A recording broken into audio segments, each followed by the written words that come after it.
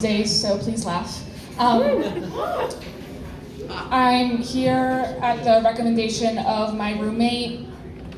She couldn't be here, she got sick. I don't know if I can forgive her, but I really look up to her.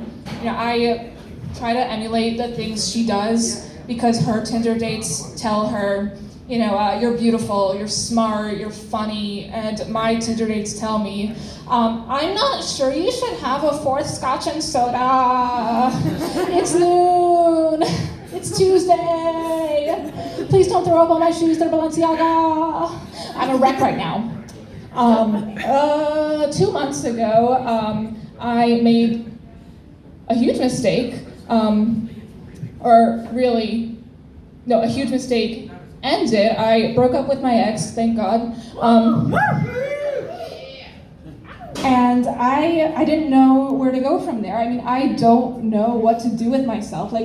Where do you go after a year and a half of having your heart broken every day? Tinder.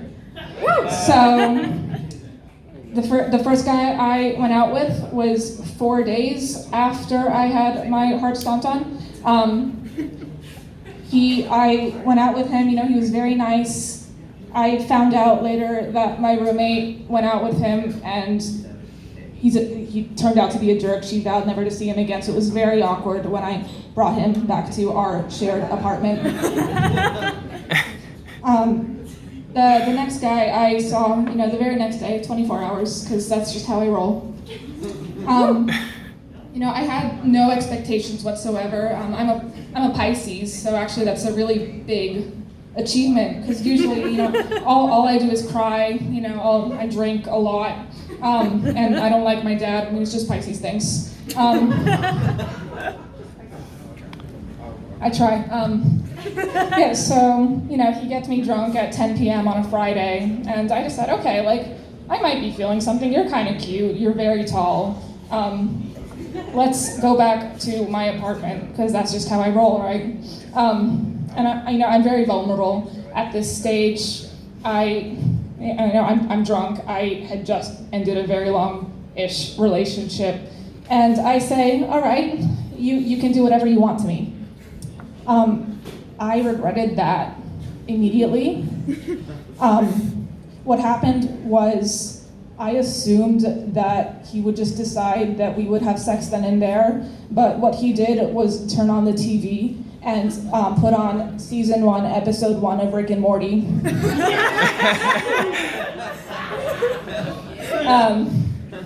So I regretted that. I'm embarrassed to admit this, actually, because who watches Rick and Morty with someone on the first date? I also slept with him. I don't regret that at all. It was mediocre. 8 a.m. on a Saturday, it just happens like that. That is how I roll. So I'm not having the best of luck, and I really try to emulate what my roommate is doing, because, like I said, bitches love her. But there is a problem, though, in that she brings these guys back to our apartment. I'd like to mention at this point that she has slept with literally 2,000 people, and I have touched 5 penises in my entire life. I'm trying to shorten the gap. I feel really inadequate compared to her, especially because I am much prettier than her. She brings these guys back to our apartment, and she needs me to be there because these doofuses are the most boring people on the planet. I have to carry the conversation, and I can't learn from her, and apparently she's not learning from me. So, I have a few go-to stories. I'd like to share some of them right now. The first one is called the Domino's Orgy. It is exactly what it sounds like. It never happens. I have a lot of friends here, thank you very much. I did not expect anyone to come at all. All 3 of my friends, thank you so much.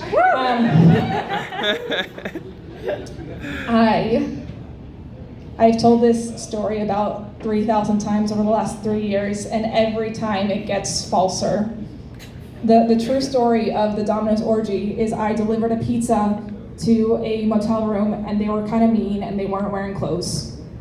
The story I tell my roommates' Tinder dates, on the other hand, is, I'm 18, I'm gonna paint a word picture for you. I'm 18, I'm like 50 pounds heavier, I'm ugly. I'm still ugly, but that's my problem. And I work at Domino's.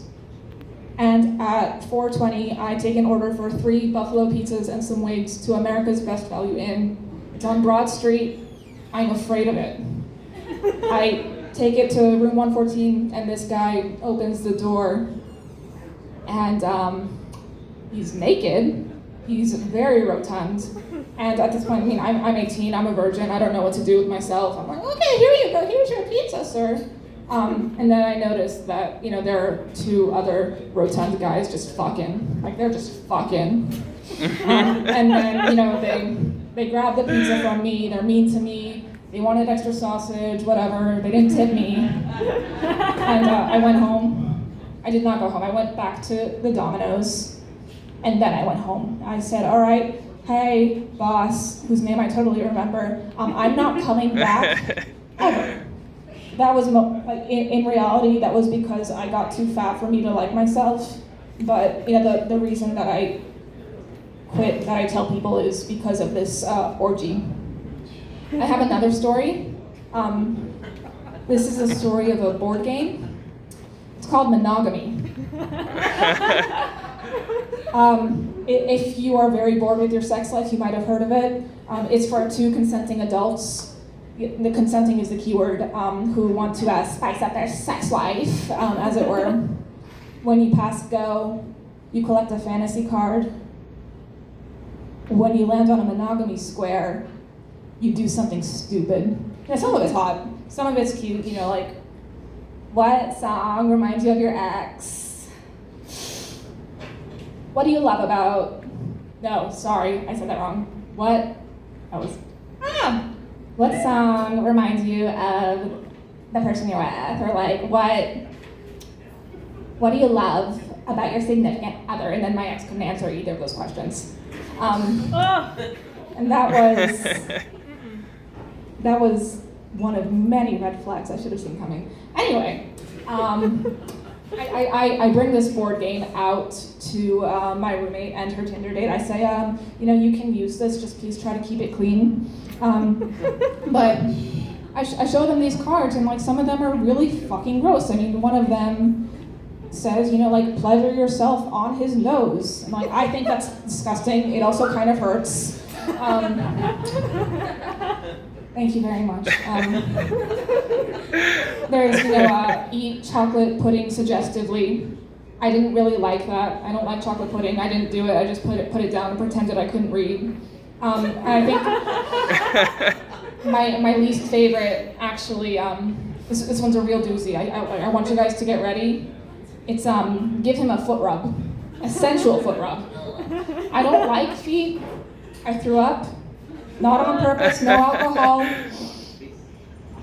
I just don't like feet. I don't like a lot of things, I don't like myself, I don't like my dad, I don't like the way this is going right now, but I really don't like feet, and that's that.